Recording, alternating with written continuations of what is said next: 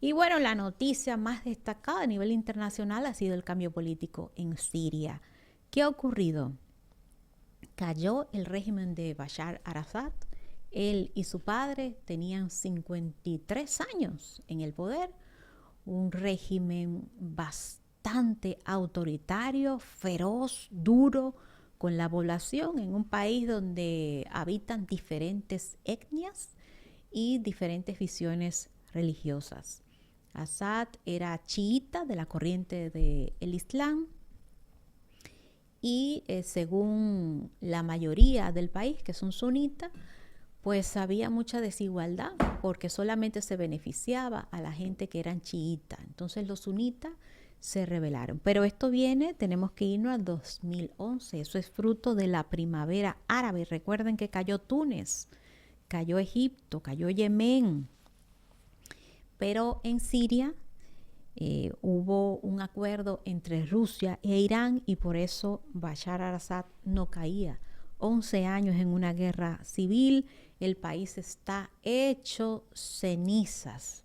Señores, todo el patrimonio cultural de Siria, que es un pueblo milenario, hecho cenizas. Todo ese patrimonio fruto de esta guerra civil.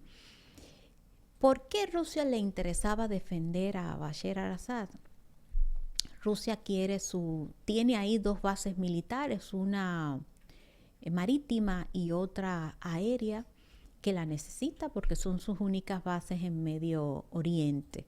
Además, desde ahí ellos pueden hacer negocios en África. Ya le he dicho varias veces que Rusia suministra armas, suministra personal de milicia, porque ellos tienen ejércitos privados como el grupo Wagner, que lo alquilan a diferentes zonas geográficas de África, ahí por dinero, además que le venden petróleo, le venden armas y demás, y necesita muchísimo esa base militar allí.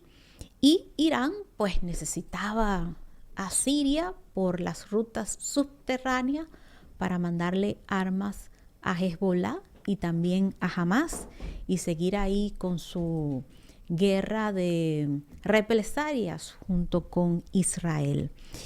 Pero sí hay algo que hay que decir, porque este conflicto no podemos verlo toda la parte negativa, sino verlo en su conjunto de manera integral. Si Rusia e Irán no hubiesen apoyado a Bashar al-Assad, hace tiempo que en Siria tuviésemos un gobierno yihadista. Un gobierno muy duro, yihadista, ¿no? Otro tipo de dictadura. Pero bueno, cayó Assad, que ya sabemos que no cayó como tal, sino que el hombre dimitió. Porque cuando avanzaban estos grupos, que son 6 grupos rebeldes que estuvieron 11 años luchando en su contra, avanzaron, fue porque ya se había tomado la decisión, hubo una negociación entre las potencias en este juego geopolítico y geoestratégico en el que los espías rusos le estaban dando protección a Bashar al-Assad. Fíjense que ninguno de los generales sabía que Bashar al-Assad junto con su familia había abandonado a Siria porque lo hizo el equipo de espías que le mandó Putin para protegerle, era su protección personal. Y entonces lo sacaron, lo llevaron a la base aérea ruso y desde ahí se lo llevaron en un avión. Se está diciendo que antes él pudo hacer unas transferencias de millones de dólares a Rusia, que no se sabe todavía la cantidad, pero se ha dicho que son alrededor de 150.000 millones de dólares. Oigan ustedes, un saqueo total. Pero ahí termina la dinastía del Bashar al-Assad en Siria. ¿Qué ha pasado? Hay mucha gente que no entiende qué es lo que pasa. Voy a tratar de hacerle una explicación. Ya le hablé de la primavera árabe, que inmediatamente inició la guerra. ¿Por qué tenemos tantos grupos rebeldes? Bueno, pues le digo que la guerra de Siria se dividió en 7 grupos. El primer grupo, el conformado por el gobierno de Bashar al-Assad, que estaba Irán y que estaba Rusia. Eso era un grupo. Ahora, la oposición, que eran los rebeldes, se dividieron en 6.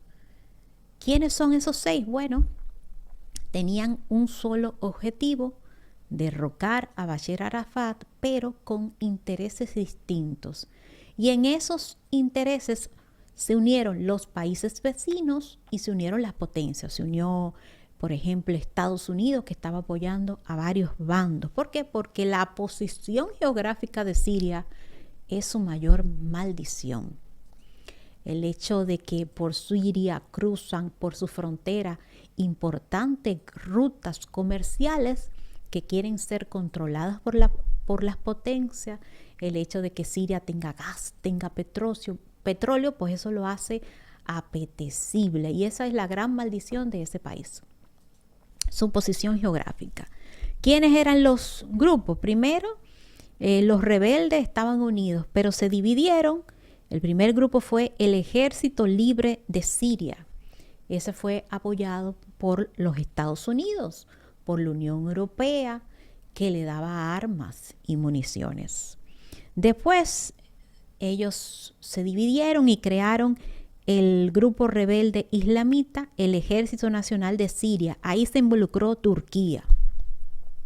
Entonces, a Estados Unidos le interesaba el cambio de política. Por eso quería el cambio. ¿Para qué? Para controlar el petróleo y el gas, y ya lo logró. Y controlar las rutas comerciales, y ya lo logró. Pero Turquía le interesaba que cayera Bashar al-Assad. ¿Para qué? Para controlar a los turcos, a los kurdos, que ese pueblo milenario está reclamando una región de Siria, pero también una región de Turquía, porque ellos dicen que esa es parte de su país. Y el mago de la política moderna, Erdogan, lo que hizo fue: voy a mandarle armas a este grupo opositores de Bashar Arafat en Siria, pero usted me le va a tirar tiro también a los kurdos, porque los kurdos le hacen una serie de atentados en Turquía y él quería controlar a esos rebeldes.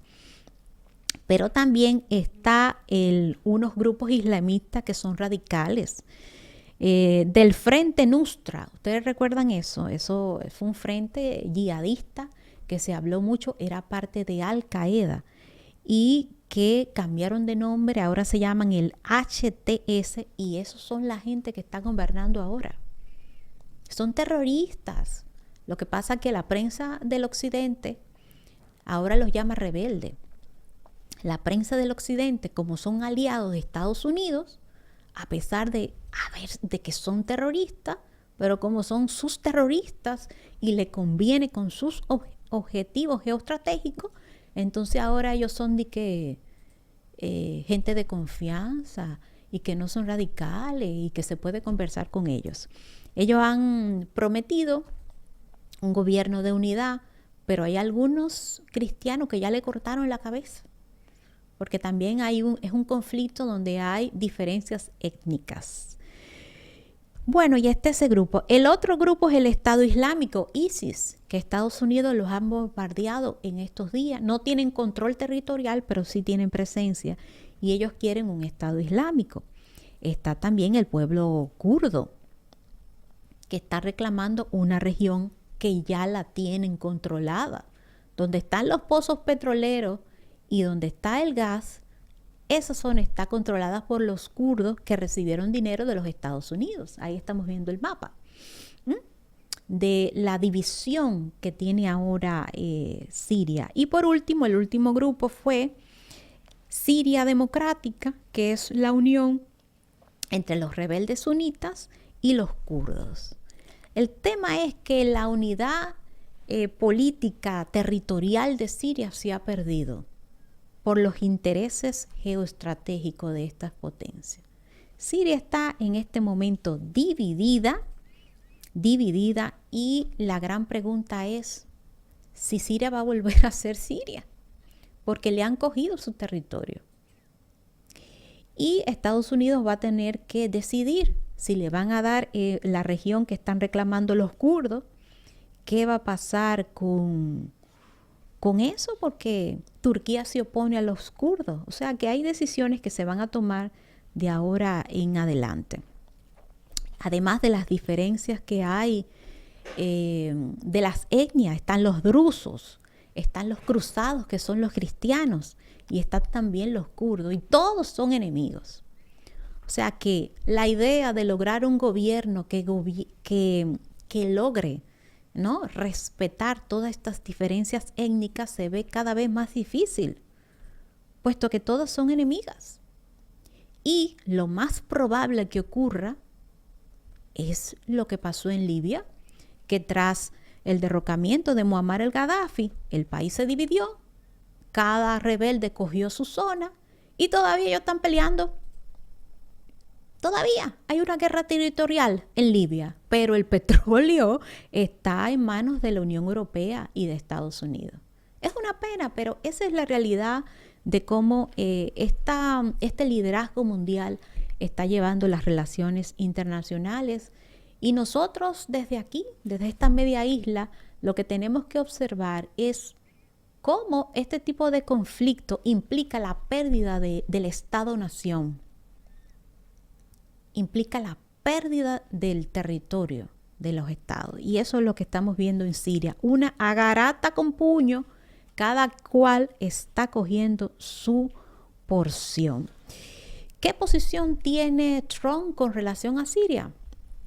No se ha conocido, pero es muy probable que él coincida con la de Biden, el mantener el control del petróleo, mantener el control del gas y mantener el control de las rutas comerciales, porque ellos tienen problemas con Irán y los hutíes que le viven bombardeando los barcos. Entonces quieren crear una nueva ruta comercial para beneficiarse. Y por supuesto está Israel también tomando partido, porque Israel tiene una guerra cruzada con Irán. Ustedes han visto los bombardeos que ellos están haciendo, destruyendo todo el armamento, destruyendo los aviones, destruyendo los helicópteros, destruyendo los tanques, todo lo están destruyendo. ¿Por qué? Porque ellos quieren su ruta libre, el espacio aéreo libre para hacer un vuelo directo hasta Irán. O sea que en los próximos meses pudiéramos tener un desencadenamiento bastante amplio en esa zona de Medio Oriente si no se controla un poco a Israel y sus planes de detutanar a la ayatolá, que sería algo muy positivo para el planeta, porque esos ayatolás son radicales, señores. Ese régimen que hay en Irán son unos radicales, y realmente yo coincido con el nombre que le ponen, el eje del mar. Realmente Irán son muy radicales. Fíjense cómo le han dado dinero a Hezbollah, a Hamas, a los hutíes, para hacer muchos atentados. Así que esa es la situación. Espero que hayan entendido qué es lo que pasa en Siria y por qué es importante para todo el planeta. Me dejan su comentario en el canal de YouTube de este canal.